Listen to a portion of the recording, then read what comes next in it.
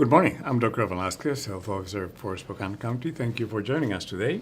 And today with me, we have the Lutheran Community Services Northwest Director of Advocacy and Education, very long title, Erin Carden, who's here today. Thank you for joining us today. Yeah, thanks for having me. Pleasure. And today we're going to talk a little bit about Lutheran services, but before we get there, I just want to take a moment and pause and just acknowledge all of those that have been impacted by the fires, directly or indirectly. I know that all of us are worried about someone or something, and it's a very difficult time to go through. And we are committed to helping as much as we can. And by the way, we did record a special edition of Facebook Live that aims at identifying all of the resources that are available to the community, and our goal is to continue updating that as we go forward. So our hearts are with you, and wish that everybody is safe and stays healthy, and as a community we'll do whatever we can to make sure we can all get back together. So just wanted to acknowledge that. And with that, again, Erin, thank you for coming today. Very apropos that we have one of our community partners here today. So for folks that may not be as familiar with Lutheran Community Services, can you tell us a little bit about it? Yeah. So Lutheran Community Services in Spokane, here in Washington, we have been in operation since the 50s, and yeah, we've hosted the Community Sexual Assault Center for Spokane and the Rape Crisis Center for Spokane since the 70s, and we specialize in behavioral health, victim advocacy and victim services, and unaccompanied refugee, foster care, wraparound intensive behavioral health therapy, and intensive 30-day hospital diversion treatment. And all of this specializes in supporting our community in healing from trauma, addressing some of life's most difficult challenges, from parenting to violence. And we provide a huge array of services under the umbrella of behavioral health, victim services, and all of that. Well, wonderful. And I was not aware that was since the 50s. I always thought it was the 70s or 80s, but I'm glad to hear that. And thank you to you and all of the folks that have preceded you in that organization, which does a lot. So recently we completed a community health needs assessment with our partners at Multicare, Providence, and others. And we kind of identified three key issues that the community is facing. One of them is substance abuse, the other one is housing, and then mental health. And you alluded to a couple of those. So what services does Lutheran Health, I always want to call it Lutheran Health, but it's Lutheran Community Services offers within those areas, and you alluded to a few of those. Yeah. Well, I think it's always important to think, with housing, with substance abuse, mental health, if you look upstream from many of those places, what you find is childhood abuse, you find violence, you find trauma.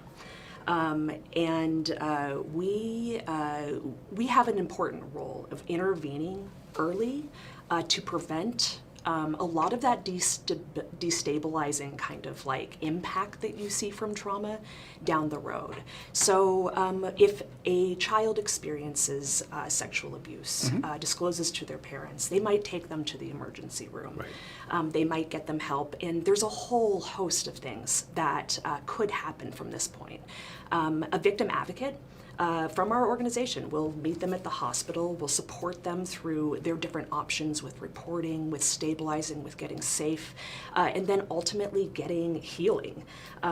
Recovering from trauma is critical. And victim advocacy, so that would be our community sexual assault program or our crime victims services, are right there kind of at the beginning, addressing safety and immediate stability and kind of navigating these systems. And then our behavioral health programs are there to address trauma, loss, grief, behavioral reactions to trauma, and intervene in an early way. Because what we see is that when bad things happen when trauma happens, and there are interventions early. The outcomes for our community, for those individuals, for families are much more positive.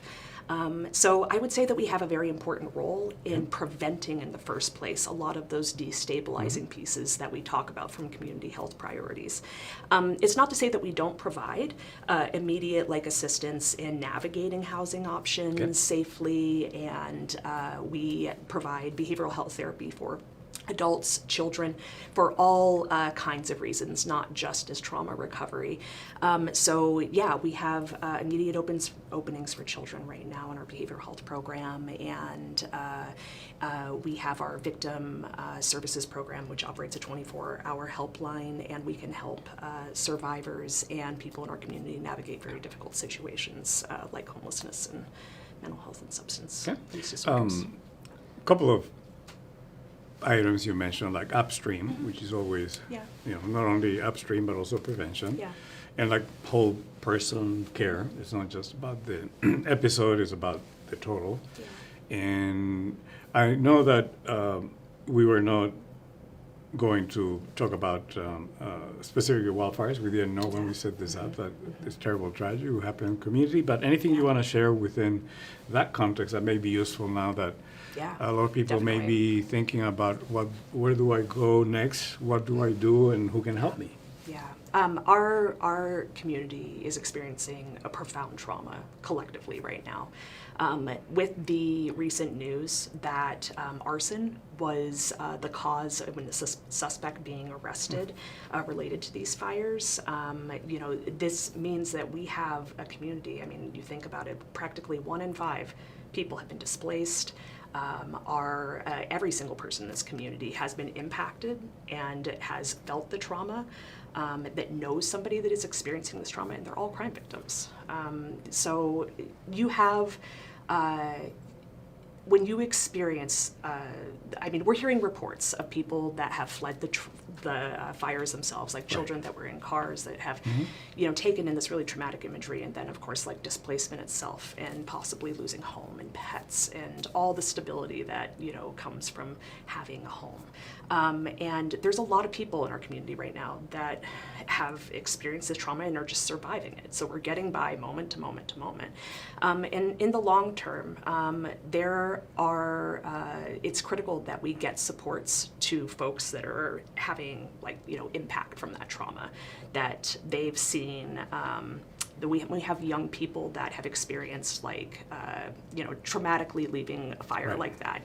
Getting them support, getting them behavioral health support if they're having nightmares or, struggling in school, and then adults too that have experienced that trauma, helping them stabilize and helping them navigate the aftermath of this, I think, is really critical. And so our crime victim service and our behavioral health program provide supports in both of those ways. There's also rights that are afforded to crime victims in the state of Washington that I think are going to be really relevant as we move into later stages of this crisis, where folks are able to return back to their homes and the immediate needs for safety and health are stabilized in the community. I think that understanding how this criminal process works, what accountability, healing, and justice look like in our community is going to be an important topic. So yeah, we've talked about doing potential survivor support groups, crisis-based counseling to young folks, and just whatever supports we can provide the community right now as they're navigating these next steps. Well, thank you. I'm glad. I'm sorry we have to talk about that, but I'm glad that we're able, and that your organization has already proactively determined areas in which they can have an impact. I want to go back to, as we were talking, it comes to mind that in our community we have people with different cultural backgrounds, maybe language, maybe transportation issues. So how can folks that may have either culture, language, or transportation barriers benefit from your services? How do we go about doing that? I think one of the things we're really proud of is we meet people where they're at. Violence affects such an enormous cross-section of our communities. Whether you have all the resources in the world or you have no resources, victimization hurts and you deserve support. And so we are very flexible to meeting folks really where they're at in the community. So everything from telehealth services for like can't get into town, or maybe there's agoraphobia going on and going to a building in town isn't really the thing. We meet in community locations.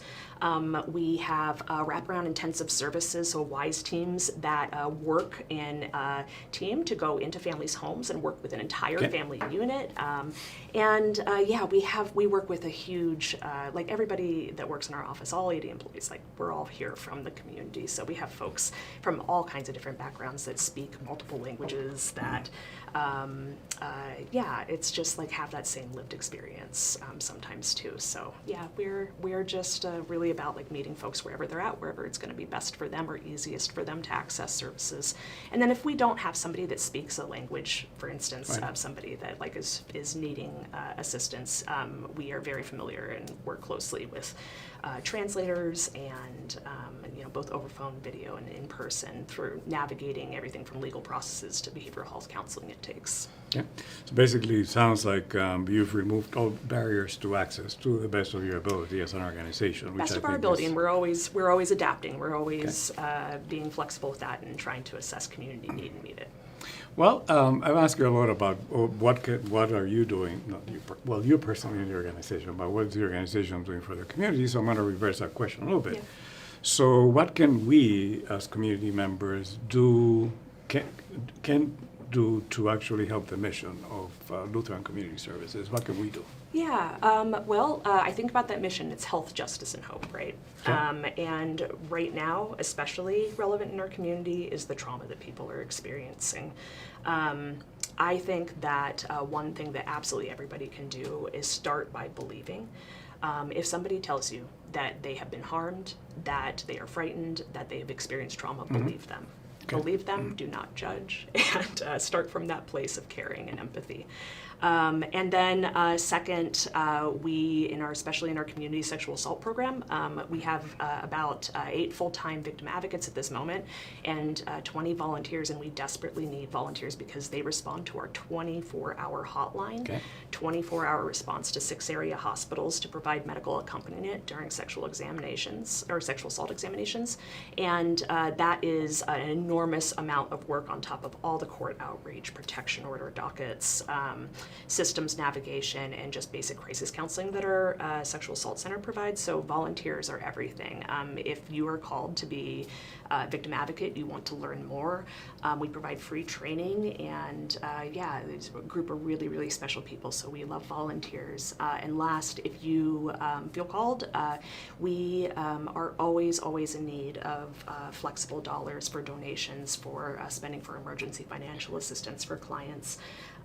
When grants and funding sources like either finite and so flexible funding for the people that we're working with to provide immediate aid, services, transportation, whatever that might look like, is really, really helpful. Okay, and I'm glad you mentioned volunteers and the training for volunteers, because many times people say, well, I would like to help, but I'm not sure that I can. Yeah. Because I don't know. So the training, the I don't know part of it, and just matches up with the giving heart of the person that is trying to be helpful. So I think we've shared a lot of information, and people can go to your website and click on it, check it out. Yeah. And a couple of things I want to remind everybody that you said, that the organization will meet you where you are. Mm-hmm. Don't let distance or language or I didn't think about agoraphobia, but not everybody feels comfortable. Medical insurance, money, all of our services, especially in the Victim Service Center, are free, confidential, absolutely confidential, yeah. So don't think about any of those as barriers. Mm-hmm. Just reach out, and then you guys will figure it out the best way possible for that person, that family. Yeah. Well, I want to say thank you for joining us today. I want to say thank you to Lutheran Community Services for many years of service since the 50s, and once I said before I wasn't born then, and people started laughing around me, so I'm not going to say that.